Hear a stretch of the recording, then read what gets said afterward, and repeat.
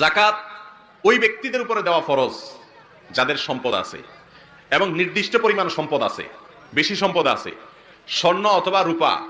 শুধু স্বর্ণ থাকলে 7.5 ভরি স্বর্ণ আর রূপা থাকলে 52.5 তোলা রূপা, এই পরিমাণ যদি গহনা থাকে তাহলে প্রতি বছর ওইটার যে বাজার মূল্য বিক্রয় করতে গেলে এখন যে মূল্য আসবে সেই মূল্য অনুযায়ী শতকরা 2.5 টাকা, 1,02,500 টাকা এই হারে যাকাত বের করে বছরে একবার সেটা গরিবকে দিতে হবে।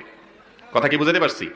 আর যদি নগদ টাকা থাকে তাহলে ওই যে রূপা 52.5 তোলা রূপা কেনার জন্য যে টাকা দরকার হয়, সামান্য কিছু টাকা হলেই আজকাল হয়ে যায়, 50,000-ও কম সম্ভবত, এই টাকা হলেই 52.5 তোলা রূপা কেনা যায়। 52.5 তোলা রূপা কিনতে যে পরিমাণ টাকা লাগে, যখন যে বছর আপনার কাছে টাকা আছে বাজারে কি দাম আছে সেটা দেখে ওই পরিমাণ টাকা যদি আপনার ব্যাংকে থাকে অথবা কাউকে হাওলাত দিয়ে রাখছেন অথবা ক্যাশ আছে অথবা দোকানে মালের আকারে আছে, যেভাবেই হোক ওইটা সম্পদটা যদি আপনার কাছে থাকে, যাকাত দেওয়ার মতো সম্পদ, এক বছরে একবার যাকাত দিতে হবে। বছরে কয়বার যাকাত দিতে হবে? অনেক মানুষ আছেন যে আমরা মনে করি গরিব, অথচ তার উপরে যাকাত ফরজ, কারণ 52 তোলা রূপার দাম সামান্য, এই টাকা আজকাল অনেকের কাছেই আছে। এই টাকা যদি এক বছর থাকে তাহলে একবার যাকাত দিতে হয়।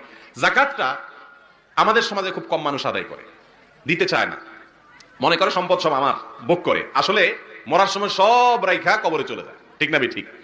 নিজের সম্পদের যাকাত নিজে দেয় না, সব রেখে চলে যায়। এগুলো সব ভোগ করে কারা? ছেলে মেয়েরা। ভাইরা আমার, যাকাত যদি কেউ না দেয়, আল্লাহ বলেছেন ইয়াউমা ইউহমা আলাইহা ফি নারি জাহান্নাম, কিয়ামতের দিন আপনার সম্পদকে জাহান্নামে ফেলে রেখে আল্লাহ পুড়ে ছাই করবেন না, বরং লোহার মতো এটাকে গরম করবেন, উত্তপ্ত করবেন। যার সম্পদ যত বেশি তার শাস্তি তত বেশি হবে যদি সে যাকাত না দেয়। আর ওই পাতকে গরম করার পরে তার কপালে, তার পিঠে, বুকে, তার দুই পাশে পিঠে ছেক দেয়া হবে আগুনের, সেই পাত দিয়া শাস্তি দেয়া হবে এবং বলা হবে ফাযুকু মা কুনতুম তাকনিজুন, দুনিয়াতে যে যাকাত না দিয়ে আমার কয়ে সবকাল ধরে রাখছো, গরিব দুঃখীর দাও নাই, এখন তার সাজা ভোগ করো। ভাইরা আমার, এই জন্য যাকাত দিতে হবে যাদের সম্পদ আছে। সম্পদ থাকলে হিসেব করে আলেমদের কাছে যা জিজ্ঞাসা করে আপনার সম্পদের যাকাত আসে কিনা, আসলে কত টাকা আসে, বছরে কখন আসে, হিসাব করে বের করে যাকাত দিয়ে দিবেন।